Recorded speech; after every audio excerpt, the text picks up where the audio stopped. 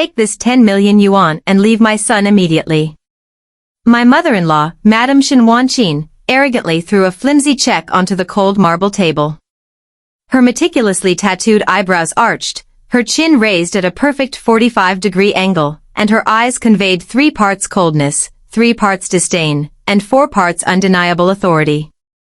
The thin check fluttered in the air, unfortunately caught an errant breeze from the central air conditioning, glided in a circle, and landed with a swoosh on the imported wool carpet on the floor. I kept my head down, my shoulders trembling slightly. She sat on the genuine leather sofa, chin held high, certain that I was sobbing from utter humiliation. But in reality, I was busy biting my lip to hold back my laughter, constantly calculating in my head. Good heavens, her wrist strength was a bit weak on that throw. The check drifted 3 centimeters off the center of the table and dropped straight to the floor. Her wealthy Madame aura just dropped by half. My mother-in-law is playing the evil mother role, but her eyes keep blinking non-stop. 3 layers of concealer couldn't hide her dark circles. She probably stayed up until 3 a.m. binge-watching web dramas again.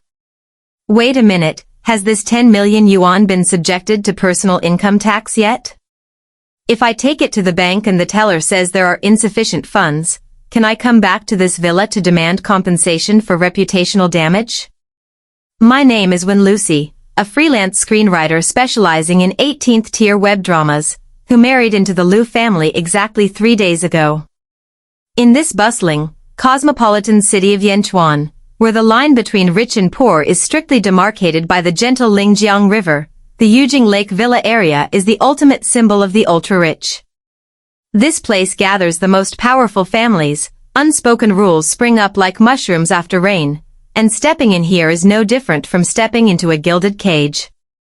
Outsiders all rumored that I used some dirty tricks to climb into the bed of Liu Jingting, the cold and supremely authoritative young CEO of the Liu Corporation. But the truth was extremely bland. Before Grandpa Liu passed away, he resolutely dictated this marriage to repay my grandfather for a past favor. Why he agreed, Liu Jingting nodded and married me simply because he needed a well-behaved, docile wife with no ambition to interfere in the family business, so he could wholeheartedly focus on the corporation. Why I agreed because it came with free food, free housing, a massive monthly allowance, and I could directly gather the most authentic material for the wealthy family drama script I was brewing. I positioned myself as a lazy salted fish, treating all the Liu family's troubles as a high-definition reality TV show. And I was a VIP viewer holding a bag of popcorn, watching the drama unfold. Wen Lucy, are you listening to me? Shin Wanqin's sharp voice cut through my thoughts.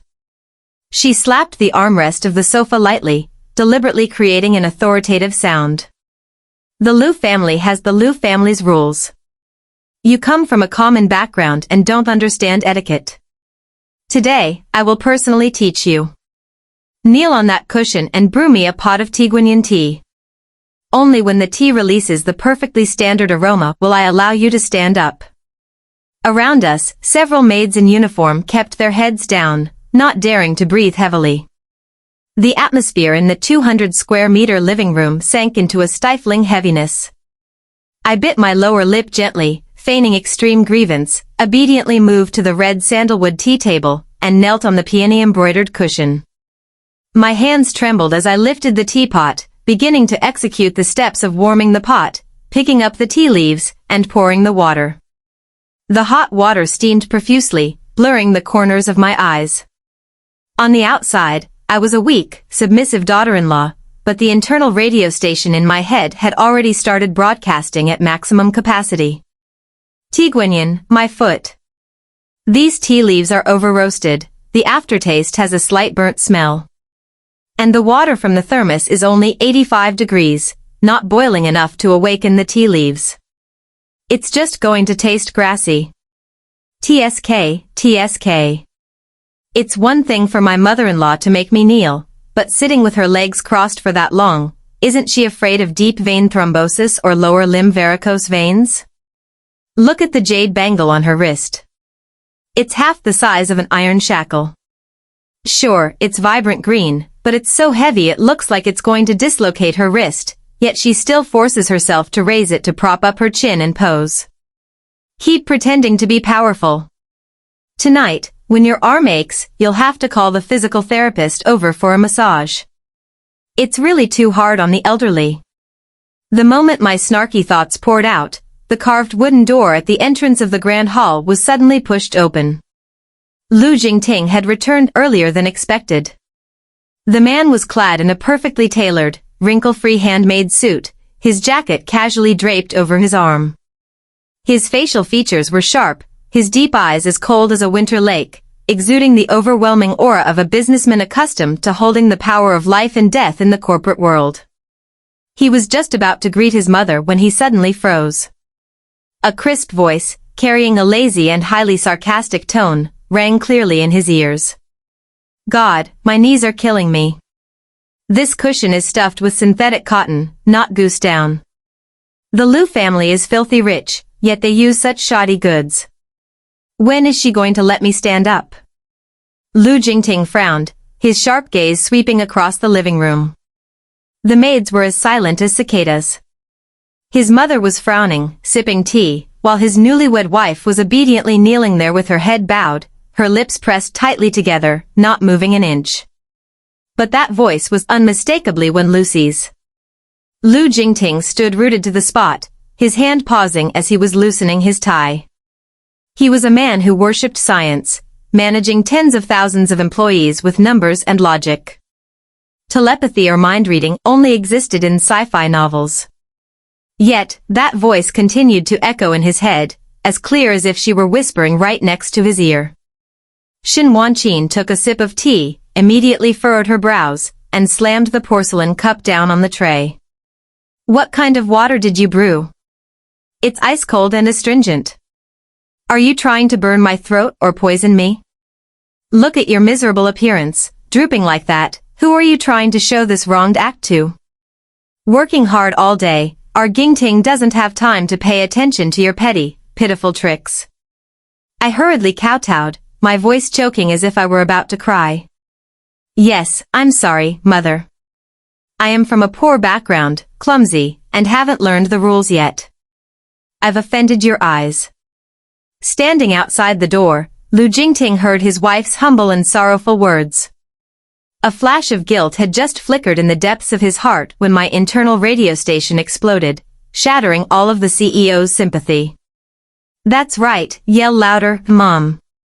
Scold me for another 10 minutes, scold until your throat goes dry. As long as you get angry enough to throw this cup of tea at my shirt, I will immediately stumble, clutch my chest, and pretend to faint right on the spot.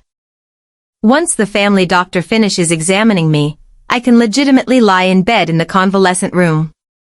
That way, I can escape tonight's Lu family relative gathering with all those people in tight clothes, smiling falsely and boring me to death. Hurry up, throw it, Mom. Throw it hard. Your daughter-in-law's fragile heart is screaming. Waiting to be traumatized right here.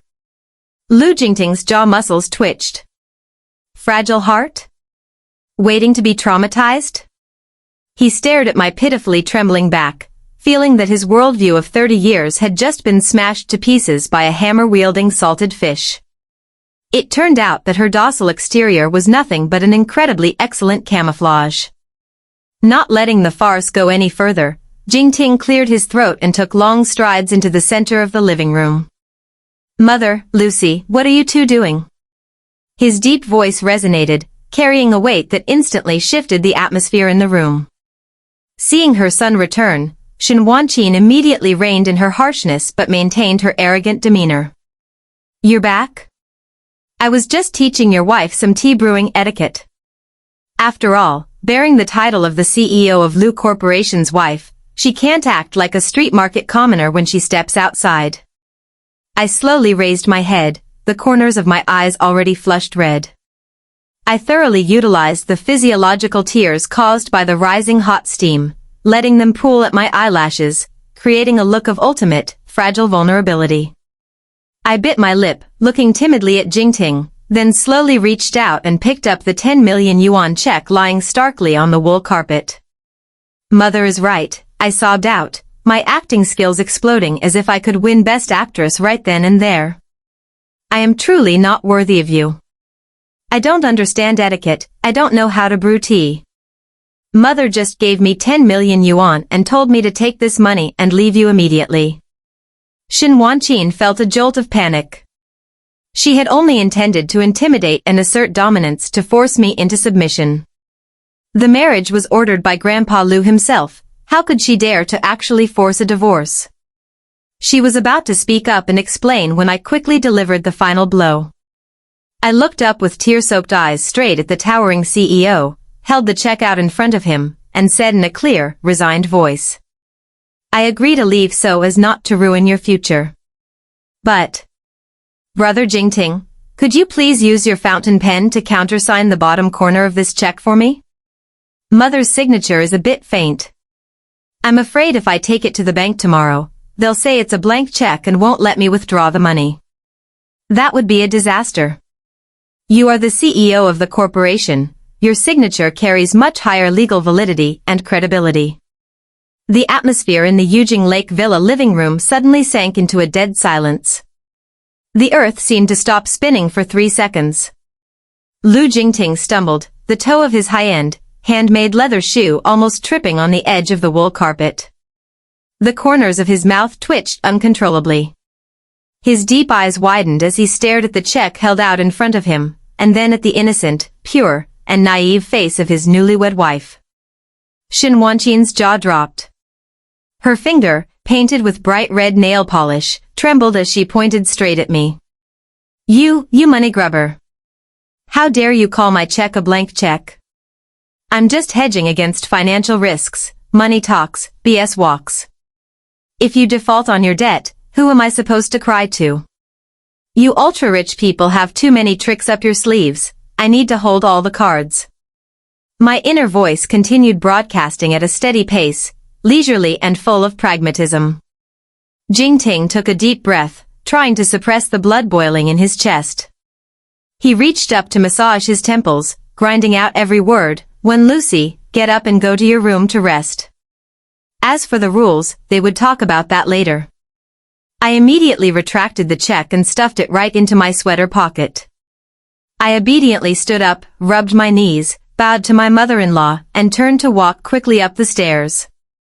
Better run fast before my mother-in-law changes her mind and asks for the money back.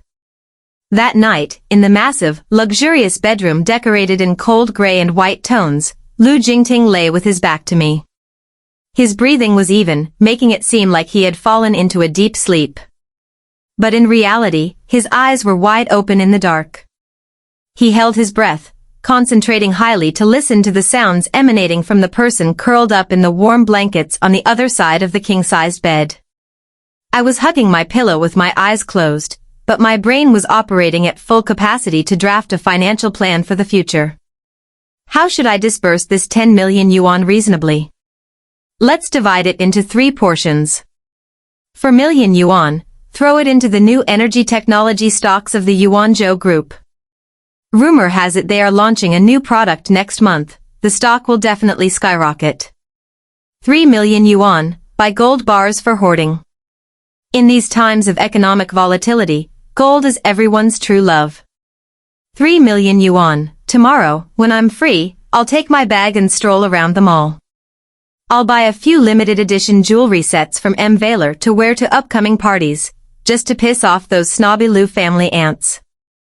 Sigh, being a rich person is truly such a headache. Tomorrow when I wake up, I must download a stock trading app on my phone immediately. In the silent night, Lu Jingting silently clenched his fists. Yuanzhou was the eternal rival conglomerate of the Liu Corporation. His small, poor, rule-breaking wife had not only swindled 10 million yuan from his mother, but she also planned to use that money to buy stocks supporting her husband's competitor. The powerful man let out a silent chuckle, a smile that was both irritated and helpless.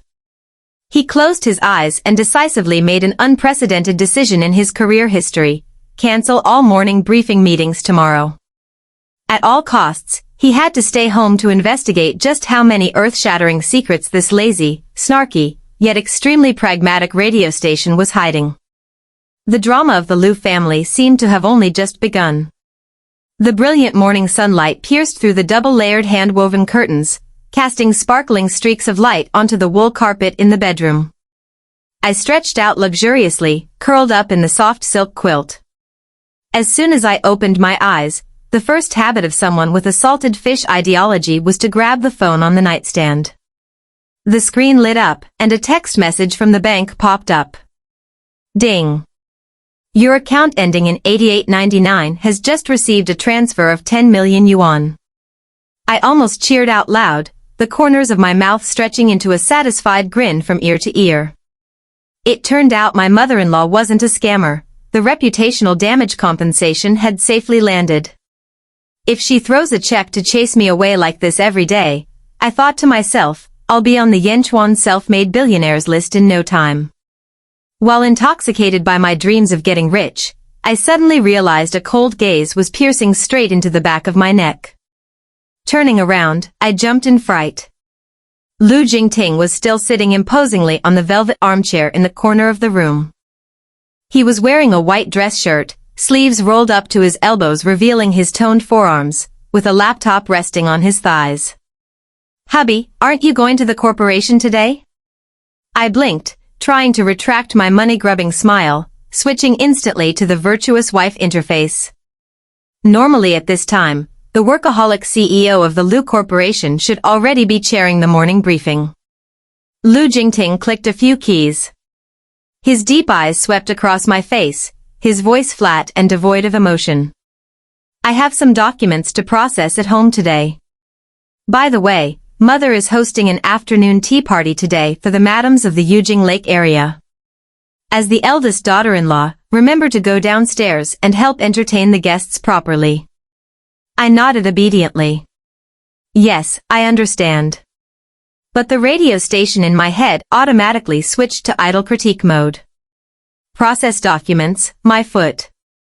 You've been staring at that stock chart this whole time and the price bar hasn't moved a single millimeter. You're just bored out of your mind. And that afternoon tea party of my mother-in-law, just another jewelry show-off convention for rich madams with nothing better to do. Later on, I'm definitely going to be dragged out as cannon fodder. If I had known, I would have pretended to catch a cold this morning and stayed flat in bed. Why did I even sit up so early? Hearing this, Lu Jingting's finger swiping on the trackpad paused. The corner of his mouth twitched slightly, barely noticeable. He decisively snapped his laptop shut, stood up, and strode out of the room, leaving behind a single sentence. I'm going to the study, call the butler if you need anything. His back looked a bit stiff, as if he was trying hard to hold something in. I shrugged, ignored him, and happily skipped into the bathroom to get ready. At exactly 3 p.m., the ultra-spacious living room of the Liu villa was transformed into an incredibly lavish French-style tea party.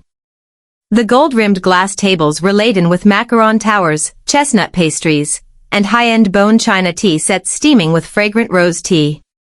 My mother-in-law, Shen Wanqin, wore a jade-green Suzhou silk cheongsam today. Her hair was elegantly pinned up, and a sparkling South Sea pearl necklace hung around her neck. She sat in the center seat, dignified and proud, like a queen waiting for her subjects to pay homage. I chose a plain beige silk dress, put on light makeup, and obediently sat nestled in a corner of the sofa, trying to minimize my existence as much as possible. On the open-design second-floor balcony that looked directly down into the living room, I caught a fleeting glimpse of Lu Jingting leaning against the railing. He held a cup of coffee, his quiet eyes observing the scene below. The guests began to arrive, all familiar noble madams in Yenchuan's high society. As soon as they sat down, they began flattering and complimenting each other, from a son buying a new sports car as a gift to a husband winning a trillion-yuan project bid. Amidst this noisy atmosphere, Madame Song appeared. She was my mother-in-law's arch-rival of many years, always competing over whose family was richer and more powerful. Madame Song wore a dress with intricate patterns and carried a limited-edition albino crocodile skin bag, walking with an air of extreme arrogance. As soon as she sat down, her razor-sharp gaze immediately swept over me, the corners of her mouth pulling up into a sarcastic smile. Wanqin, is this your newlywed daughter-in-law? Madame Song's shrill voice rang out as she deliberately patted the expensive handbag resting on her lap. I heard rumors that CEO Lu married a girl from a common background. I didn't believe it, but seeing her today, I finally do. She let out an exaggerated sigh. Tisk, truly so simple and plain. Looking at the fabric of this dress, it was probably bought at some cheap street store, right? Well, it makes sense. Even if a sparrow flies into a phoenix's nest, its aura cannot be changed overnight. Wanqin, you really should buy some decent clothes for your daughter-in-law, otherwise, outsiders looking in might say the Lu family mistreats her. As soon as these words fell, a few giggles echoed from the other madams. They were all waiting to watch a good show. Wanqin's face darkened. She originally intended to use me to assert dominance within the family, but out in the open, the Lu family's face was paramount. Being mocked by her rival about her rustic daughter-in-law was no different from a direct slap to the face. My mother-in-law took a deep breath, preparing to fire back with the most arrogant and sharp words gleaned from dozens of wealthy family TV dramas. But right at that moment, the strangest, most miraculous, and craziest thing in the universe happened. Perhaps the villa's magnetic field was skewed today, or perhaps my mother-in-law's psychology was in a state of extreme tension, but a system error occurred. A crisp, clear, highly sarcastic voice suddenly rang out in Wanqin's head, matching the exact timbre of the daughter-in-law sitting silently with her head bowed beside her. Simple, my foot. This dress of mine is a minimalist handcrafted design. It feels as light as nothing when worn, absorbs sweat perfectly, and is ideal for sitting in one place to eat melons and watch the drama. It's not like you, wearing a dress entirely covered in sequins that is so tight you'll probably pop a button if you breathe too hard. Wanqin jolted. The hand holding her rose tea trembled violently, spilling a few drops of warm water onto the porcelain saucer. She stared wide-eyed at me. I was still sitting completely still with my head down, my hands placed obediently on my knees, my mouth tightly shut without a single twitch. But that voice continued to echo in her mind, carrying enough explosive information to level the entire Yujing Lake area. Oh, Madame Song. You call me poor, but why don't you take a look at yourself? Who in Yenchuan's high society doesn't know that your precious son buried himself in a Macau casino last month? He went bankrupt with nearly 50 million yuan in debt and is being chased by creditors so badly he has to scurry around like a rat, not daring to show his face back in the country. To cover it up, you had to pawn all your gold bangles and diamonds. But wait, there's more. That limited edition albino crocodile skin bag you're hugging so tightly to show off is a sophisticated fake bought on the black market for 3,000 yuan.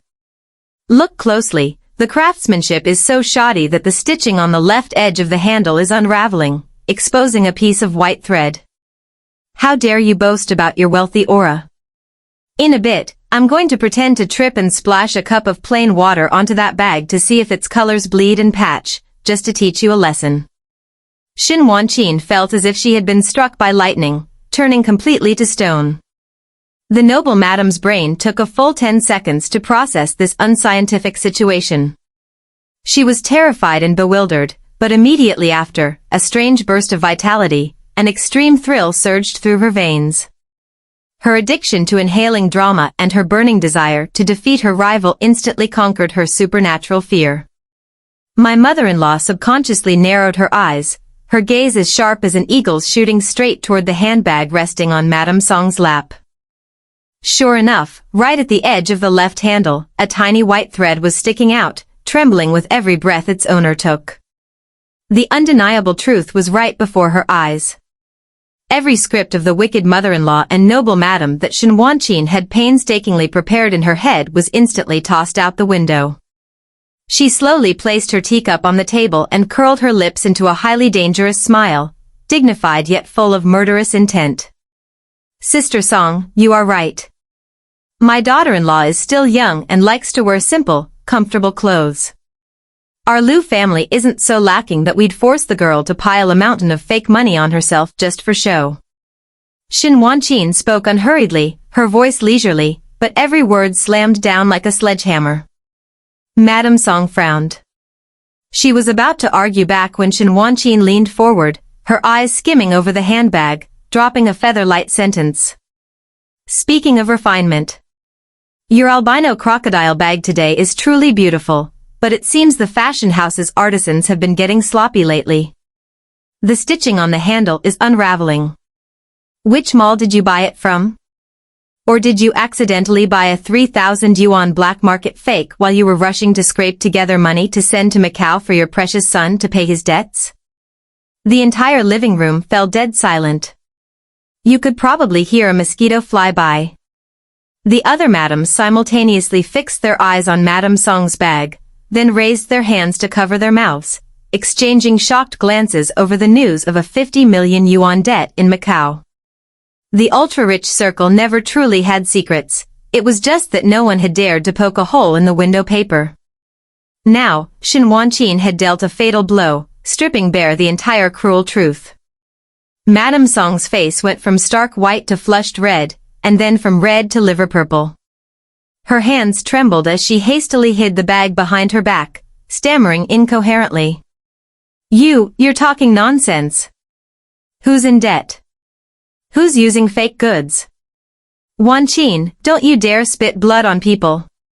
Whether I'm slandering you or not, you know perfectly well in your own heart, my mother-in-law replied. She took a small sip of tea, her majestic demeanor completely overwhelming. If the bag is real, just put it on the table so the sisters can admire the stitching. As for Macau, Yanchuan's financial circle is very small. A single inquiry will bring it all to light. Madame Song couldn't utter a single word of rebuttal. She had been exposed to the point of not having a single shred of dignity left in broad daylight. Out of sheer humiliation and anger, she stood up abruptly, grabbed her fake bag, and hurried out the door, looking as frantic as a refugee on the run, not even managing to say a word of goodbye. The remaining madams in the room felt a chill run down their spines. They hurriedly changed their attitudes, shifting to incessantly praising the Liu family to avoid becoming Shin Wanqin's next target. The tea party ended earlier than expected. Once all the guests had left, the massive living room was left with just me and my mother-in-law. I stealthily let out a sigh of relief, planning to stand up and ask permission to return to my room to continue my lying flat career. The incident just now happened so fast that I simply assumed my mother-in-law happened to know about Madame Song's affairs through other connections. I wouldn't have dreamed that my internal radio station was being wiretapped. Lucy, sit down right there. My mother-in-law's voice rang out, entirely devoid of its usual harshness or commanding tone. I hesitantly sat back down on the edge of the sofa. Shin Wanqin turned to look at me. In her usually sharp eyes, there was no longer any bitter disdain, but rather a brilliant, sparkling light that shone like crystal. It was the look of kindred spirits finding each other, the look of an auntie yearning to eat melons and gossip. She reached out, personally took the plate of premium chestnut pastries, and pushed it in front of me. Her voice was so gentle it gave me goosebumps. You're hungry, aren't you? Eat, my child. After you finish, tell Mom more details about how Madame Song's son got chased for debts in Macau. Hurry up, I'm dying of curiosity here. I blanked out, blinking at the plate of pastries, and then back at my mother-in-law. My salted fish brain temporarily crashed. Meanwhile, on the second-floor balcony, Lu Jingting stood hidden in the shadows. His hand holding the coffee cup was clenched so tightly that his veins bulged. The CEO who summoned the wind and called for the rain in the business world raised a hand to ruffle his usually meticulously gelled and combed hair. Only one dumbfounded, unanswerable question remained in his mind. Since when did his highly educated, strict, and perfectly noble family get assimilated by this wife into a circus troupe specializing in gathering gossip? Ever since that historic afternoon of the grand tea-spilling assembly in the living room, the atmosphere between my mother-in-law and me had turned a wondrous new page. On the surface, whenever maids or the butler were present, Madame Shin Wanqin maintained her arrogant demeanor. She would tilt her chin up, order me to fetch water or peel fruit, and play the role of a difficult mother-in-law to perfection. But the moment the room door closed and there were no prying eyes, she would immediately grab my hand, pull me down onto the sofa, and shove a plate of expensive imported cherries into my hands. Her eyes would spark with the blazing fire of a passionate gossipmonger. Thanks to my internal radio station, my mother-in-law had acquired a massive arsenal of deep, dark secrets about the entire Yujing Lake Villa area. Lately, Lu Jingting had been frequently standing on the second floor, quietly watching his biological mother and his wife huddle together, whispering, and occasionally covering their mouths to giggle. The CEO, who was accustomed to living in a business environment filled with dry, analytical reports, began to feel his worldview being severely challenged. That weekend, Yanchuan's high society hosted its annual charity auction at the Xingrui Hotel. This was the biggest event of the year, a place where prominent families came not just to do good deeds, but to use the event as an unspoken runway to flaunt their power, show off their wealth, and solidify business relationships. That evening, I was dragged into the dressing room by my mother-in-law. I was draped in a light blue evening gown adorned with Swarovski crystals, my hair pinned high and accented with a jade hairpin. Xin Wanqin wore a gold thread embroidered silk cheongsam, exuding an overwhelming, regal aura. Lu Jingting, dressed in a hand-tailored black suit, stood waiting at the door with his usual aloof and cold demeanor, personally escorting the two most important women of the Lu family to the banquet. Stepping into the wildly spacious banquet hall flooded with crystal chandelier light, the melodious sound of symphony music blended with the scent of expensive perfumes wafting through the air. Carefully calculated social smiles and meaningful champagne toasts were everywhere. I just wanted to find a hidden corner with a plate of chestnut pastries and obediently act as a faint shadow waiting to clock out. However, the tree wants calm, but the wind refuses to stop. Trouble in the wealthy circle always knew how to deliver itself straight to the door. The host stood on the raised podium, introducing the auction items one by one. A Ming Dynasty ceramic vase was pushed to a price of 20 million yuan. A pink diamond necklace was finalized at 35 million yuan. The auction atmosphere was incredibly lively. Massive numbers were thrown around as easily as people buying a bunch of vegetables at the market. That was, until the auction item donated by my mother-in-law, representing the Lu family, was brought onto the stage. The red velvet curtain was pulled back. Inside the glass display case, there were no precious jewels, nor were there rare antiques. It was simply a landscape painting done in watercolor. The brushstrokes were soulful, but the paper had yellowed, and the wooden frame bore the worn marks of time. The artist's signature in the bottom corner was an obscure name that had never appeared on any art auction floor. The entire hall suddenly sank into an awkward silence. Surprised and bewildered gazes began to turn toward the central table where our family was sitting. Right at that moment, Madame Chiao, the wife of the Chiao Corporation's chairman, the Lu family's fiercest business rival for years, raised her wine glass and let out a soft chuckle. Her laugh wasn't loud, but it was enough for everyone around to hear clearly. Wanqin, Madame Chiao began, I know the Lu family has been expanding investments lately, and cash flow seems tight. But bringing an anonymous street painting to a charity banquet gathering Yanchuan's elite. I'm afraid it's a bit disrespectful to the organizers, isn't it? Or perhaps this painting is the masterpiece of some hidden genius, and our mortal eyes just can't see through it? As soon as the vicious sarcasm ended, murmurs of gossip erupted immediately. Several disdainful and probing glances shot straight at Xin Wanqin. In the wealthy circle, losing money wasn't as scary as losing face. Madame Chiao's words were no different from a direct slap to the Lu family's pride, implying that the Lu family was stingy and lacked artistic vision. Xin Wanqin's face paled. Her hand resting on the table gripped her napkin tightly, her knuckles turning white. She bit her lip hard, trying to maintain her composure, but her slightly trembling shoulders betrayed the embarrassment and hurt tearing at her heart. Sitting right next to her, Lu Jingting took in every reaction. The man's face was instantly covered in a layer of icy frost. The young CEO, who always solved problems with financial power, could not stand seeing his mother humiliated in public. Jingting narrowed his eyes. His slender fingers tapped lightly on the table as he decisively reached out, intending to raise his auction paddle. He planned to bid 50 million yuan out of his own pocket to buy this anonymous painting. As long as he threw out an astronomical figure, all sarcasm would be crushed by money. The Liu family's face would be saved, and no one would dare utter another word. But right at the moment the paddle in Jingting's hand was about to go up, a crisp voice, lazy in tone but as sharp as a razor, suddenly echoed in the mental space of both him and his mother. What a bunch of snobs with eyes on top of their heads. They've lived in piles of designer brands for so long that their souls have gone blind.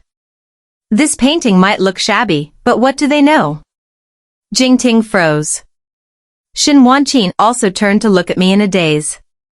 I was leisurely using a silver fork to cut a piece of cake and bring it to my mouth, my eyes absent-mindedly looking toward the painting on the podium. My inner voice had no intention of stopping. It flowed like a clear stream straight into the darkest, most wounded corners. That landscape painting was bought by my mother-in-law with her first month's salary as a teacher 30 years ago, when she was a poor volunteer teacher in a remote mountainous area. The artist who painted it was a disabled young man, paralyzed in both legs, who held a brush in his mouth to paint his dream of seeing the outside world. My mother-in-law used her entire meager salary to buy it, helping him afford medicine.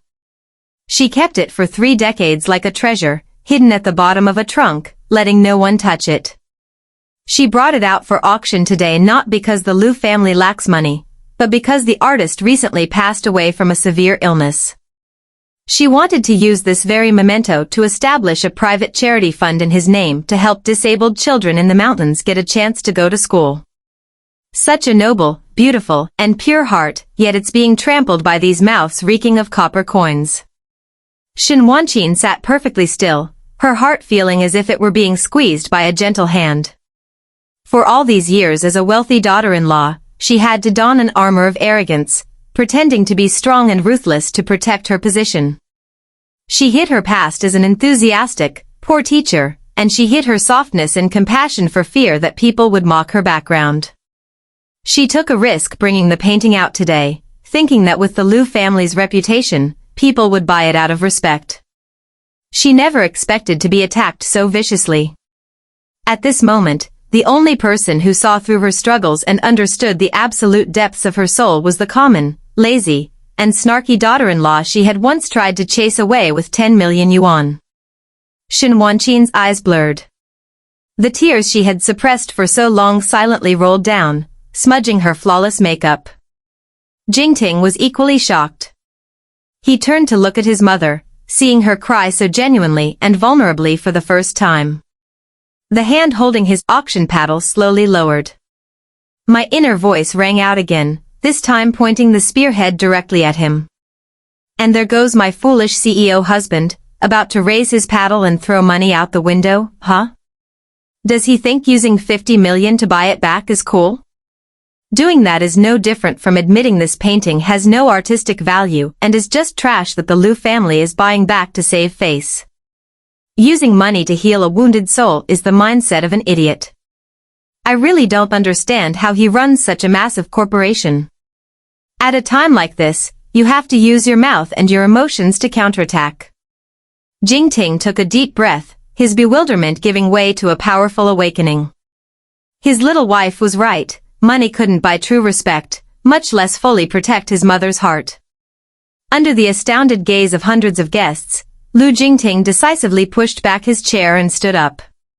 His tall, imposing figure took steady strides, walking straight up to the auction podium and taking the microphone from the host's hand. He didn't state a price. Instead, he looked straight down at the audience, his gaze pausing at Madame Qiao's table, and then turned toward his mother with absolute respect. Ladies and gentlemen, Lu Jingting's deep, clear voice echoed throughout the banquet hall. What our Liu family has brought here today is not an expensive artistic masterpiece, but a priceless fragment of humanity. Then, in a calm voice that carried the weight of 1,000 tons, he slowly recounted the entire story, about the volunteer teacher Shen Wanqin 30 years ago, about the disabled artist who painted with his mouth, and about the wish to establish a charity fund for poor children. Every word of Jingting's story fell like warm drops of water, melting the icy pragmatism of the banquet hall. He showed no shame regarding his mother's impoverished past. On the contrary, he honored it as the most precious legacy the Liu family possessed. When he finished, the hall was so quiet you could hear a pin drop. Without needing to be prompted, applause began to ring out, initially sparse, then erupting like thunder. The looks directed at Shen Wanqin no longer held scrutinizing disdain, but had transformed into deep respect. Madame Qiao sat frozen in her chair, her face turning green, then white, as if she had just been slapped painfully by an invisible hand. Sitting below at the banquet table, I peeled a chestnut, leisurely broadcasting one final, lethal blow into the air. Madame Qiao, what are you glaring at so uncomfortably? That diamond necklace on your neck is as big as a living room chandelier, doesn't your neck feel heavy? You're short, your neck is stubby, and wearing that necklace makes you look exactly like an upside-down Christmas tree. You'd better just shut up and donate a few million yuan to claw back some dignity, because no one here has the free time to watch you act. On the podium, Jingting heard his wife's vicious commentary loud and clear. The corners of his mouth couldn't help but curve into a stunningly beautiful smile, completely dispelling the tense atmosphere. The painting was eventually bought for 60 million yuan by an elderly bank chairman who was deeply moved by its humanitarian meaning. The entire sum was immediately transferred directly to the newly established charity fund. The banquet ended perfectly. The Liu family not only preserved their face but also scored absolute points for prestige and benevolence. On the ride back to the Yujing Lake Villa in the rolling Maybach, the atmosphere inside was unusually peaceful and warm. My mother-in-law, exhausted from being too emotional, leaned back in her seat and dozed off. I sat on the opposite bench, constantly yawning and rubbing my calves, which were sore from wearing high heels. Jingting sat beside me, his deep eyes repeatedly sweeping across my face under the dim glow of the streetlights. For the first time, the cold CEO realized just how much refinement, empathy, and radiant warmth lay hidden beneath the shell of laziness, money grubbing, and a mouth that spared no one. She had used the most sarcastic, messy methods to dismantle the psychological burdens his family had tied themselves down with. He was about to reach out to help massage her reddened heels, an action completely unprecedented in the dictionary of the Liu family's eldest young master. But right at the moment his fingers were about to touch my ankle, a phone ring shattered the silence. The phone resting on Jingting's armrest lit up. In the dim space, the text displayed on the screen was glaringly sharp, Qiao Nian. Jingting's hand froze mid-air. I blinked at the name. My sleepiness vanished completely. My internal radio station, after a brief rest, prepared to boot up for a promising new drama segment. Seeing the words Qiao Nian blinking on the phone screen in the dim space of the Maybach, all my sleepiness instantly flew out the window. The peaceful, warm scene from moments ago was replaced in the blink of an eye by a somewhat awkward atmosphere. Lu Jingting frowned slightly. His half-extended hand stiffened mid-air, then he decisively pulled it back and reached out a long finger to press the volume down button. The phone screen went dark, returning silence to the car cabin. He didn't pick up, but how could he fool a professional screenwriter like me? My internal radio station immediately booted up, broadcasting at maximum frequency. Oh, hung up? Probably terrified that his legitimate wife here will get jealous and cry, huh? Qiao Nian, that name sounds familiar. Isn't she the precious niece of Madame Qiao, who just got humiliated at the auction? The Yanchuan high society rumors say she was CEO Lu's pure white lotus when they were 17. Word is she even risked her life to save him back then. This script is so cliché. The white moonlight returns with tears in her eyes, old flames reignite without even trying, and we're about to witness a tear-jerking battle for favor.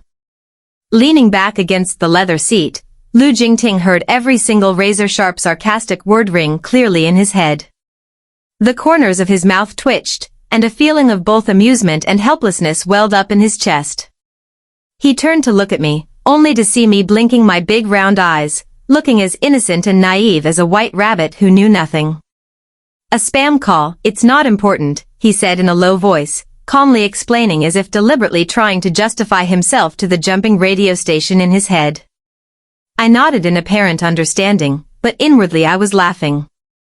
A spam call, but saved with such an intimate two-character name? Men's tongues, the more they explain, the more they cover up. Just as I thought, a screenwriter's intuition is never wrong. Early the next morning, the Yujing Lake Villa welcomed an uninvited guest. At the time, my mother-in-law, Shen Wanqin, and I were sitting in the living room enjoying morning tea. Ever since the charity auction night, the relationship between us had entered strangely peaceful phase. My mother-in-law no longer wore her cold, harsh expression, but was very elegantly placing a piece of bird's nest cake onto my plate. Right then, the butler entered and announced that Miss Chiao had come to visit. The grand doors opened, and Chiao Nian walked in. She wore a pure white silk dress, her long black hair cascading down her back, and her makeup done in a natural style, making her look as fragile as morning dew. As she walked, she lightly raised a hand to cover her mouth and coughed weakly a few times, looking as frail as a willow branch in the autumn wind, making anyone who looked at her want to reach out and protect her. Over the crook of her arm, she carefully draped a limited edition albino Hermes bag. "Auntie Shen," Chiao Nian approached, bowing tearfully to my mother-in-law. "Last night at the auction, my aunt spoke out of turn and upset you. I tossed and turned all night, unable to sleep, and rushed here this morning to apologize on behalf of the Chiao family." Shen Wanqin raised an eyebrow and set her teacup down. She fundamentally despised Madame Chiao, and seeing her niece come over crying naturally brought up a wave of disgust. But as an elder, she maintained social etiquette. "What happened yesterday is in the past. You don't need to worry about it. Sit down and have a cup of tea to warm up." Chiao Nian timidly sat down on the opposite sofa. Just then, Lu Jingting also came down from the study on the second floor. Seeing him appear, Chiao Nian's eyes instantly lit up. She quickly stood up, her voice sweet and tinged with a sob. "Brother Jingting, it's been so long." Lu Jingting gave a slight nod, maintaining the proper distance of a married man. "You just returned to the country? Is your health better?" It was just a standard polite greeting, but Chiao Nian's eyes welled with tears. She nodded slightly, as if carrying 1,000 ounces of grievance.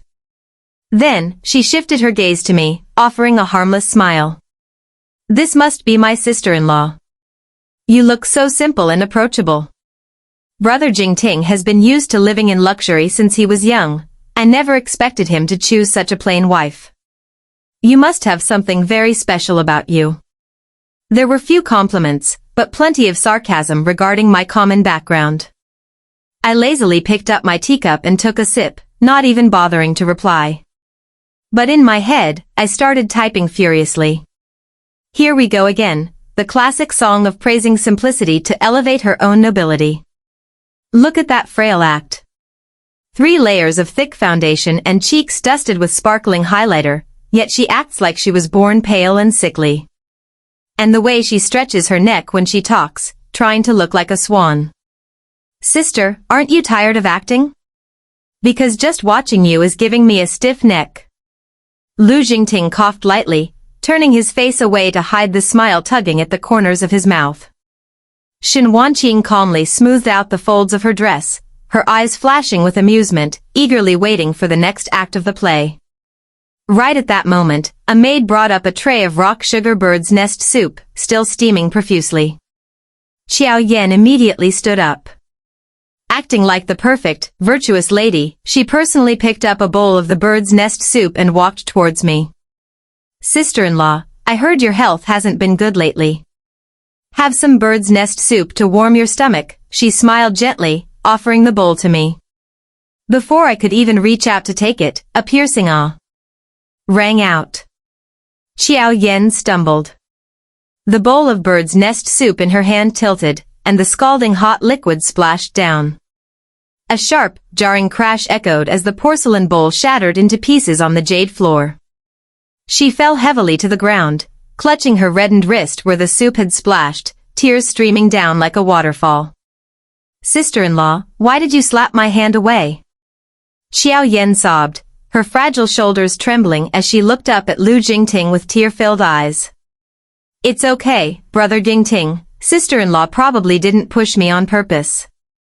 It's just that I'm clumsy and couldn't hold the bowl steady." Everything was executed too perfectly, from the angle of the fall and the crying, to the aggrieved dialogue meant to imply that I was a cruel, jealous woman. The atmosphere in the living room instantly sank into heavy tension. I sat with my arms crossed on the sofa, my eyes wide open, watching this transcendent performance unfold before me. A few seconds later, my internal radio station fired off like a machine gun, its booming volume enough to shatter all her acting. "Oh my god, this skill is 10 years out of date, sister." Deliberately tilting the soup bowl 30 degrees to splash the water, but carefully dodging that limited edition albino Hermes bag sitting on the edge of the table, only letting the water spill onto your cheap chiffon cuffs. Squeezing out tears that took a whole 5 seconds to finally roll down your cheeks, the acting is way too forced. -50 elegance points. Nowadays, playing the victim requires acting with your eyes. Who still plays this rustic soup-splashing game and breaks other people's dishes like this? Mother-in-law, you've watched palace intrigue dramas for so many years, how many points would you give this move? Xin Wanqin, who was leaning back on the sofa, couldn't hold it in anymore when she heard that last sentence. She raised a hand to her mouth and let out a massive, exaggerated yawn, completely ignoring Xiao Yan's swollen, pleading eyes. "Butler," my mother-in-law said in a flat tone, lacking even half an ounce of pity. "Bring a mop out here and clean this mess up immediately. My jade floor imported from Italy is all dirty now.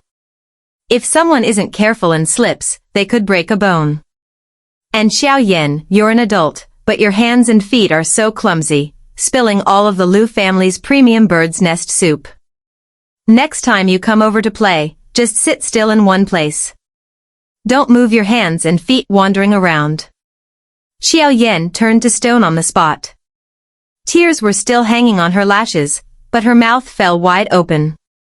She couldn't believe that Xin Wanqin, who always valued face and used to be very fond of her, now pitted the floor and a bowl of soup more than the burn on her hand.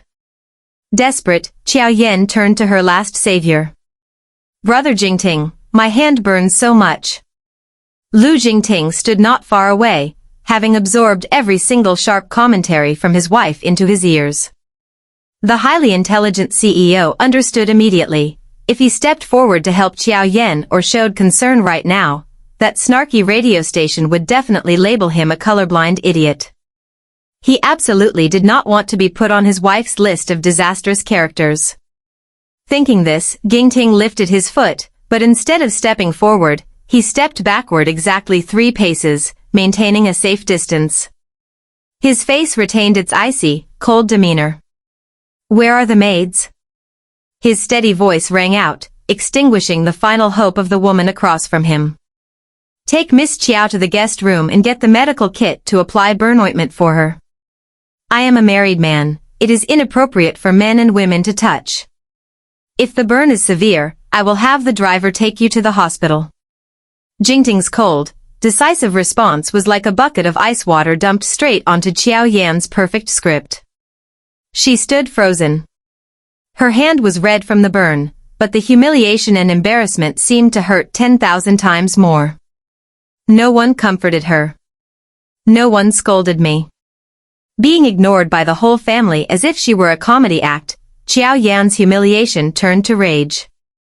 She bit her lip so hard it almost bled, snatched up her expensive Hermes bag, and without even saying goodbye, quickly turned on her heel and stormed out of the villa. I sat on the sofa, leisurely cracking a melon seed, feeling incredibly refreshed. It seems life in a wealthy family has high entertainment value after all. However, the world doesn't easily let off those who seek a peaceful life. Xiao Yan may have left nursing a grudge, but her tactics were far from simple. The next morning, while I was still fast asleep, I was woken up by the ringing of my phone. Opening my eyes, I was bombarded by a barrage of news alerts from Yenchuan's entertainment and financial portals. An anonymous article had suddenly skyrocketed to the top of the search rankings, racking up millions of views in just a few hours. The bold, glaring headline read, "Newlywed wife of the Liu family uses power to abuse, splashes hot soup on the Liu Corporation CEO's lifesaver." Below it was a blurry, sneakily taken photo from a hidden angle outside the villa's window, capturing Qiao Yen fallen on the floor while I stood by with my arms crossed, looking on coldly. The article even spun a tear-jerking narrative about how Qiao Yen had saved Lu Jingting from a kidnapping years ago, and how she was now being viciously bullied and severely burned by the jealous, poor background daughter-in-law, me. Yenchuan's media was naturally very sensitive to the turbulence of major conglomerates.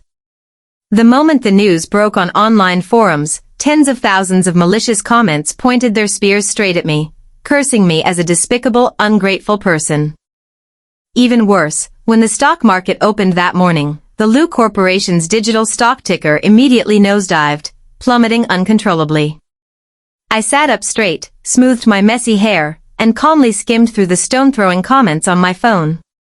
There was no panic, no fearful tears. I tossed the phone aside, scrambled to open the wardrobe, pulled out a medium-sized suitcase, and started stuffing clothes into it. My internal radio station booted up again, incredibly clear and purely pragmatic. "It's over, it's really over this time." I directly messed with the White Lotus, who also holds the title of the male lead's lifesaver, and even caused the corporation's stock to evaporate by billions of yuan. This script is beyond saving. A person with a poor background like me being sacrificed alive is definitely just a matter of time. Looks like the wealthy family is preparing to kick me out for real now. Let's see, which pocket did I stuff that 10 million yuan check my mother-in-law gave me the other day? I have to find it, grab my suitcase, and run away quickly before this corporation makes me pay for the damages. I couldn't pay it back even if I sold my life. I was huffing and puffing, aggressively stuffing a few t-shirts into the suitcase, when suddenly a loud noise rang out. The heavy ironwood bedroom door was forcefully pushed open, slamming against the silk wallpapered wall with a harsh thud. I jumped, dropping the jacket in my hands onto the floor. Lu Jingting stood towering in the doorway. The CEO, who usually maintained a calm and arrogant demeanor, was breathing somewhat heavily right now. His dark blue silk tie had been carelessly loosened, and a few strands of hair fell over his forehead, adding to a look of exhaustion that was strangely, sharply intense. His eyes, as deep as a still winter lake, swept over the wide-open suitcase on the bed before settling on my bewildered face. In the suffocatingly tense atmosphere, my internal radio station couldn't hold back and automatically began broadcasting. "I'm done for. I am dead meat this time. He's walking in with such murderous intent, he's definitely here to make me pay for the Liu Corporation's tragic stock crash this morning. Where on earth do I have billions to pay him back? Sigh, I'll just have to pack my bags, run back to the small apartment I share with my friend, order a massive, super spicy Sichuan hot pot, cry my eyes out, and start my life over." Anyway, staying at the Liu family these past few days and inhaling enough dramatic gossip with my mother-in-law wasn't a total loss. Just can't let this foolish husband shoulder the debt because of a cheap framing act orchestrated by that white moonlight. I pressed my lips together, mentally preparing to receive a thunderous storm of rage or a cold divorce paper thrown straight into my face. Instead, Lu Jingting took long strides towards me. His slender, well-defined hand reached out and decisively slammed the lid of my suitcase shut, letting out a sharp, dry clack. He lowered his head, his quiet yet blazing eyes staring straight into mine. His deep voice rang out, enunciating every single word clearly. "Eating Sichuan spicy hot pot, if there's no one to dip the mutton and pick up the tofu skin for you, how could it possibly be delicious?" My brain suddenly went on strike. An explosion went off in my mind. I widened my eyes, took half a step back, my lips trembling, unable to utter a single word. What did he just say? Sichuan spicy hot pot? Dipping mutton? I stared in horror at the man in front of me. I clearly hadn't opened my mouth to say a single word. All of that was just a passing thought that had flashed through my head a mere few seconds ago. How did he know? Could it be that I suffer from sleep-talking while awake? Or did this CEO of the Lu Corporation possess the ability to read people's brainwaves? Before I had time to digest this terrifying truth, the sound of urgent footsteps echoed in the hallway. The Lu family's butler, his forehead dotted with sweat, stopped panting at the bedroom door. CEO Lu, young madam, the situation outside is very bad.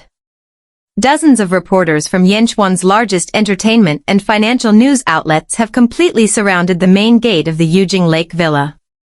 They are constantly shouting, demanding the Lu family bring the young madam out to answer for the abuse of your lifesaver. The villa's security can't hold back the massive crowd surging forward. I bit my lip, instantly restoring my demeanor as an understanding, sensible wife. After all, I was the cause of this disaster. I couldn't just hide in my room forever. Jingting, I looked up at him, forcing out a few tragic, tearful drops. Let me leave through the back door. In a bit, you just go out and announce to the media that we are in the middle of divorce proceedings. Push all the blame onto me. Say that I went crazy out of jealousy and that the Lu family has nothing to do with it. That way, the corporation's stock can be saved. In reality, my mind was screaming. That's right, let me go out the back door. You guys keep your face, and I'll take my 10 million yuan and fly far, far away. A win-win situation. If I go out there to face those hack journalists shoving microphones in my face, I'll probably get trampled into a doormat. But Lu Jingting did not follow the script I had laid out. He reached out, his warm, strong fingers tightly grasping my wrist with a resolute force that allowed no escape. You are my, Lu Jingting's, person. Even if the sky of Yenchuan falls, you do not need to bow your back and sneak out through a back door, he said, his gaze so unwavering that my salted fish heart unexpectedly skipped a beat. Exactly. Our Lu family has never had a precedent of letting our women stand in the line of fire alone while we hide. An authoritative voice rang out from the staircase. My mother-in-law, Madame Shen Wanqin, strode forward. Today she wore a deep crimson cheongsam, her hair pinned up immaculately without a single strand out of place, her lips painted a sharp, bright red, exuding an overwhelming regal aura. She didn't look like a woman facing a family crisis, she looked like a female general preparing to march into battle to slaughter the enemy. She glanced at the suitcase on the bed and let out a cold snort. Planning to run away? Do you think being a daughter-in-law of the Lu family is that easy? If you want to leave, you must walk properly through the front gate. I want to see just what kind of three-headed, six-armed monsters those people out there are, daring to bully the people of Yujing Lake. 15 minutes later, the exquisitely carved iron gates of the Lu Villa opened. Dozens of camera flashes went off in rapid succession, illuminating the entire courtyard, so blinding that I had to squint. The continuous click-click-click of shutters sounded like machine gun fire. As soon as they saw us appear, the reporters swarmed like a broken beehive, shoving each other and thrusting countless microphones forward. Madam Lu, please tell us why you were so cruel as to splash hot soup on Miss Xiaoyan? Was it because you feared your position was threatened? CEO Lu, the Lu Corporation's stock is plummeting tragically. Does the corporation plan to change its representative, or do you intend to divorce to appease public opinion? Madam Shen, how do you evaluate the moral character of this commoner daughter-in-law? Sharp, leading questions aimed at framing the narrative were thrown at us relentlessly. The noise and chaos made the morning air stifling. I subconsciously took a half step back, feeling dizzy. Right at that moment, Lu Jingting took a step forward, his tall frame entirely shielding me from the assault of the camera lenses. The cold CEO didn't call for security to suppress them, nor did he read a sterile press release like other corporations usually did when handling crises. Instead, he unhurriedly reached into his suit pocket and pulled out a small item. The entire crowd of reporters held their breath, thinking he was about to present evidence or a legal document. But no, it was a packet of walnut-flavored sunflower seeds. Under the bewildered gazes of dozens of professional journalists, Lu Jingting leisurely peeled a sunflower seed. His slender fingers, accustomed only to signing billion-yuan contracts, were now meticulously peeling back the shell to extract the intact seed inside. Then, he turned to me and brought the sunflower seed right to my lips. I was dumbfounded, my brain completely frozen. I subconsciously opened my mouth and took the sunflower seed, the rich, nutty flavor melting on my tongue. The entire crowd of reporters fell dead silent. The camera clicking stopped completely. They stared wide-eyed at the absurd scene unfolding before them. The notoriously cold-blooded, germophobic CEO of Yanchuan was peeling sunflower seeds barehanded to feed his wife in the middle of a media storm. What were you all just asking? Lu Jingting finally spoke. His pitch wasn't high, but it was enough to resonate clearly through the array of microphones. Abusing my lifesaver? Splashing hot soup? He curled his lips into a faint smile, a mix of disdain and utter pampering. My wife is the laziest person in the entire city of Yanchuan. If I asked her to carry a hot bowl of soup to splash someone, she'd complain her wrist was sore. Do you see this? She is so lazy that to eat a single sunflower seed, she has to wait for me to peel it and feed it to her. Where would a woman like this find the mental energy and physical strength to stage a plot to harm someone? Her heart is cleaner and purer than any of your cheap clickbait articles. I chewed the sunflower seed, my throat choking up. The radio station in my head suddenly lost its signal, falling strangely silent. I looked up at his broad, sturdy back, my salted fish heart suddenly beating with a rapid, unfamiliar rhythm. Before the reporters could recover from Jingting's resolute declaration and his domineering display of possession, my mother-in-law, Shen Wanqin, stepped up majestically. She had absorbed 100% of the power from my inner sarcastic rants. Now, she finally had the chance to put it into practice. Her aura completely dominated the field. You call yourselves professional financial and entertainment reporters, yet you let yourselves be led by the nose by a blurry, secretly taken photo? My mother-in-law pointed straight at a reporter holding a camera. Years ago, she happened to help my son. Our Lu family repaid her with $1 million villa in Shuiwan Bay and a 10% stake in a highly profitable subsidiary. What's the matter? Now that she has squandered all the money, she plans to come back to Yujing Lake to put on a play about biting the hand that feeds her? Trying to throw a tantrum and blackmail the Lu family? She tilted her chin up, her tone sharp, leaving absolutely no way out for the opposition. Let me tell you the truth. That bowl of bird's nest soup yesterday was spilled because that lifesaver miss was clumsy and couldn't hold it steady, spilling it on herself. She ruined my imported jade floor, and I am still waiting for her to bring the money to pay for it. You all banded together to smear my daughter-in-law's reputation and the Lu family without investigating properly. Tomorrow, the Lu Corporation's legal team will personally send an invitation to every single one of you, and every one of your news outlets, to come to court for afternoon tea. Shen Wanqin's ironclad declaration exploded like a bomb in the crowd. The truth about the generous reward from years ago had never been made public. Now exposed, it instantly completely overturned the narrative of the wronged white moonlight. The reporters began to murmur in panic. A few observant ones realized they had been used and hurriedly packed up their equipment, dodging Lu Jingting's gaze. They knew perfectly well that going up against the Lu Corporation's legal team was no different from smashing their own rice bowls. The media crisis had barely exploded before it was extinguished by a handful of sunflower seeds and a few highly sarcastic, deeply threatening sentences. Of course, the stock price would take a few days to recover once the crystal-clear security camera footage from the Lu family's living room was released later. But that was a matter for the future. That night, returning to our luxurious bedroom after a long, exhausting day, I slumped onto the wool carpet, kicked off my high heels, my mind still swirling with a myriad of questions. Could Lu Jingting actually hear my inner voice? The way he responded about the Sichuan spicy hot pot, the way he used sunflower seeds to prove my laziness to the press, it all aligned too perfectly with what I had calculated in my head. If he truly knew my every thought, then all my scolding, sarcasm, and even my money-grubbing schemes, had he heard them all? Thinking of this, a chill ran down my spine. I planned to secretly grab a pillow and sneak over to the living room to sleep for the night to calm my nerves. But before I could take 2 steps, the bathroom door opened. Lu Jingting walked out, wearing ash-gray silk pajamas, his slightly damp hair falling over his forehead. He looked at me clutching the pillow tightly, didn't say a word, and walked straight past me to the bedroom's main door. Click. A soft sound echoed in the silent night.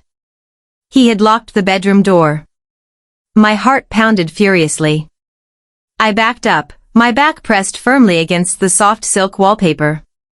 Lu Jingting slowly turned around, taking slow but imposing strides toward me. His shadow stretched long across the floor, completely engulfing my petite figure. He stopped right in front of me, so close that I could feel his warm breath brushing over the top of my head. He raised a hand, planting it on the wall right next to my ear, trapping me in a tight corner with no escape. His deep eyes flashed with a complex, glinting light. He lowered his head, the corners of his mouth lifting into a smile that was both roguish and gentle. "Now, can Madam honestly explain to me?" His low, hoarse voice rang out, carrying a deadly allure. "Exactly who is this person bearing the title of foolish husband in your head?" I swallowed hard, my throat suddenly going dry. Lu Jingting's broad silhouette stretched across the wall, trapping me in a small space illuminated by the warm, amber glow of the nightlight. The oppressive aura radiating from his tall frame made me subconsciously hold my breath, generating an undeniable pressure. I blinked, trying my best to maintain the most innocent, naive expression possible, and stammered, What are you talking about? I don't understand." "What foolish husband? Who else is here besides me who could be foolish?" Lu Jingting chuckled aloud. The deep, magnetic laughter resonated from his chest, vibrating my eardrums. The hand resting on the wall curled slightly, and he extended a slender index finger, lightly tapping my forehead. "We've reached this point, and Madam still plans to act for me?" Lu Jingting gently lifted my chin, his deep eyes locking onto my panicked gaze. "Let me jog your memory, then. The 10 million yuan reputational damage compensation. The new energy tech stocks of the Yuanzhou Group. Madame Song's albino crocodile bag with the unraveling thread on the left handle. And the 10-year outdated soup-splashing acting skills of a certain white moonlight. Do you want me to list more, My dear Snarky radio station." My brain officially exploded into fragments of fireworks. Every layer of camouflage I had maintained for so long was ruthlessly torn away. In a moment of extreme terror, my internal radio station couldn't be controlled and began screaming wildly. "Oh my gods and demons, he really can hear it. Since when has he heard everything? Could it be since the very first day I knelt to brew that slightly burnt Tiguanyan tea? If so, then all the times I criticized him for being a block of wood, a cold-blooded capitalist, and a colorblind idiot, has he kept a debt ledger for all of that? Help! This salted fish is dead meat. At this rate, I'll definitely be thrown into the Lingjiang River tomorrow to feed the fishes." Rest assured, Lu Jingting suddenly spoke up, smoothly cutting off my paranoid thoughts. He retracted his hand, taking a half-step back to give me some fresh air, but his eyes never left my face. "The Lingjiang River prohibits littering these days. I won't throw you in there." I went stiff, my cheeks suddenly burning as if on fire. The feeling of having someone strip bare every thought in my head was truly too embarrassing. I bit my lip and took a gamble, glaring at him, deciding to drop the act of the weak daughter-in-law. You knew everything for a long time, yet you deliberately pretended not to know just to watch a good show, didn't you?" I hugged the pillow tightly to my chest, my tone turning petulant. And yet these past few days you just stood on the balcony with a cold face watching Mom and me. Do you know how serious a privacy violation it is to eavesdrop on someone's inner voice? Seeing my ruffled feathers appearance, Lu Jingting wasn't angry. Instead, the curve of his smile became even more pronounced. He sighed softly, walked over to sit on the edge of the bed, and patted the empty space beside him, signaling for me to sit down. At first, I thought I was hallucinating from overwork, he said slowly, his tone becoming unusually serious and sincere. But later, when I heard you expose Madame Song's fake bag, and then heard you reveal Mom's hidden feelings of 30 years through that old landscape painting, I finally realized something.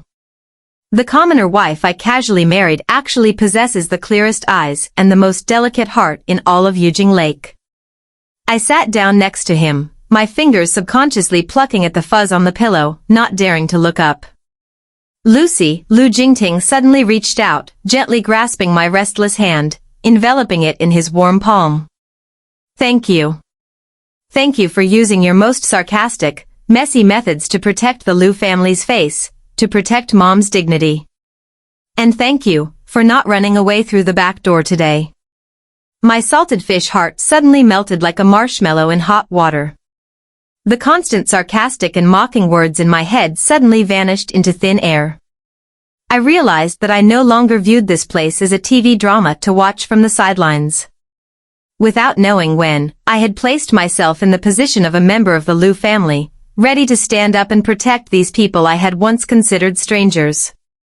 In the following days, the storm of public opinion caused by Qiao Yan's incident was quickly and thoroughly extinguished. The Lu Corporation's PR department didn't just work mechanically. Under Lu Jingting's direction, the ultra-high-definition security camera footage from the Lu family's living room was uploaded directly to major social networks. The entire process of Qiao Yan deliberately tilting her hand, splashing the bird's nest soup, and throwing herself to the floor was clearly captured in every frame. Without needing any superfluous corrections, public opinion naturally did a 180-degree turn. The people who had previously cursed me immediately turned to scolding Qiao Yan as a scheming white lotus and an ungrateful wretch. The Lu Corporation's stock not only stopped falling, but skyrocketed thanks to the image of the CEO fiercely and decisively protecting his wife. On a Friday evening, I was lounging on the sofa watching a variety show, leisurely chewing a pre-cut slice of apple. Lu Jingting pushed the door open and walked in. He was home 3 hours earlier than usual today. Go get changed, he said succinctly, loosening his tie. Wear something comfortable. I was dumbfounded. Go where? Don't you have a billion-yuan wine reception at the Qingdao Club today? The chairman of all the partner corporations are waiting for you to discuss the project. Are you not going? I pushed it to the vice president, Lu Jingting replied nonchalantly, stepping closer and pulling me up by the hand. Projects can be discussed any time. Today, I'm taking you to eat spicy hot pot. 30 minutes later, Lu Jingting's low-slung sports car sped across the cable-stayed bridge spanning the Lingjiang River, leaving behind the quiet, luxurious, and stifling Yujing Lake Villa area. The car drove straight into the most bustling, working-class, and lively district of Yanchuan City, Yanhua Night Market.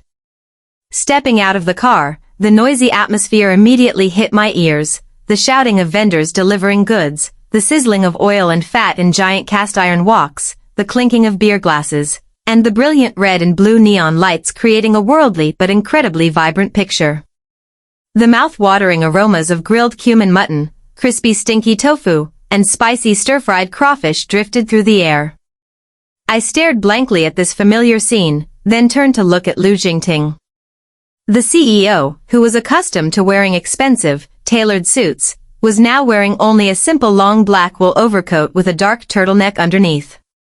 Standing amidst the bustling crowd, he seemed a bit out of place, but he didn't show any sign of disgust or repulsion. He naturally grabbed my hand, squeezing through the packed crowd, and walked straight to a smoky street-side barbecue stall. Boss, give us 20 grilled mutton skewers, 10 enoki mushroom skewers, and add lots of chili powder and cumin. Lu Jingting ordered so smoothly that my jaw dropped in shock. We sat down on two low, tiny blue plastic chairs next to a small stainless steel table. Surrounding us were blue-collar workers and students eating and drinking noisily. A moment later, the owner brought out a large plate of steaming, glistening, incredibly fragrant grilled skewers. Lu Jingting picked up a mutton skewer, completely unfazed by the grease getting on his hands. He lowered his head slightly, carefully blew on it a few times to cool it down, and then brought it right to my mouth. Eat. Haven't you been forced to eat bland, nutritious food at home these past few days, cursing the Lu family's chef hundreds of times in your heart? He smiled, teasing me. I took a bite of the grilled mutton. The spicy kick of the chili powder and the rich, nutty aroma of the cumin blended perfectly with the tender, juicy meat melting in my mouth. Extreme satisfaction swelled within me, making me squint my eyes like a well-fed little kitten. An unusual warmth seeped deep into my heart. As I was happily munching, I suddenly realized something strange.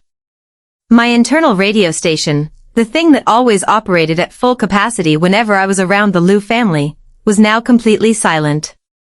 I tried to rummage through my head for a sarcastic remark or a snarky comment about the domineering CEO sitting on a plastic street chair, but I couldn't find a single one.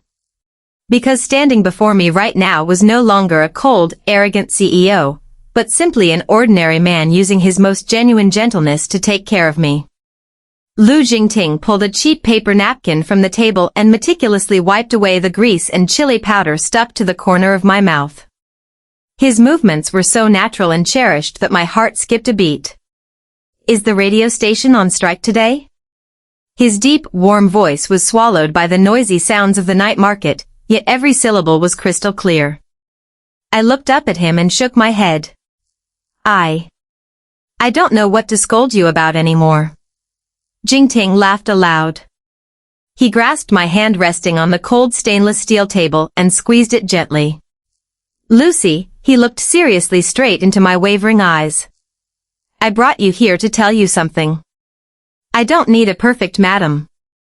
I don't need a wife who has to force herself to act noble just to be displayed in the Lu family's glass display case. He paused, his gaze softening entirely. I only want the snarky, lazy, money-grubbing one Lucy, who can see through my exhaustion. Who can use her messy, chaotic ways to soothe the cold loneliness that has existed for decades in Mom, and in myself. The neon light from a crawfish stall's sign cast a glow on his sharp face, softening his usually cold features. Whether it's a wealthy mansion or a night market, it doesn't matter, he gently tightened his grip on my hand, his voice carrying the weight of a lifelong promise. Wherever you are, that is home. A tear rolled down my cheek without warning. For the first time, I wasn't using my indifferent salted fish shell to face the world. I let out a soft laugh, the happy tear falling onto the back of his hand. I scooted closer, resting my head entirely against his broad, sturdy shoulder, officially dropping every layer of defense in my heart, peacefully enjoying this priceless tranquility. While we were immersing ourselves in the liveliness of Yanhua night market, a completely different scene was unfolding at the luxurious Yujing Lake Villa. Madame Shen Wanqin was sitting in the quiet study. She had completely removed her makeup, and instead of a tight, restrictive cheongsam, she was wearing comfortable silk pajamas. On the bridge of her nose sat a pair of thin gold-rimmed reading glasses. She wasn't reviewing business ledgers, nor was she paying any attention to the tragic 8 p.m. romance dramas. At this very moment, the noble madame's fingers were clacking continuously on an expensive mechanical keyboard.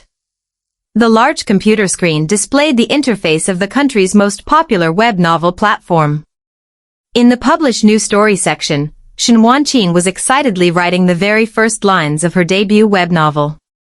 The story's title was neatly bolded in the center of the page. How My Snarky Daughter-in-Law Saved Our Family. She smiled smugly, murmuring as she reread the paragraph she had just written, feeling that her decades-long life as a wealthy daughter-in-law had never been this vibrant and interesting. The burdens, the face-saving, and the suffocating rules of the gilded cage had been completely shattered, making way for ringing laughter and genuine understanding. The drama of the Liu family had finally drawn to a close with the most perfect and brilliant ending. The end.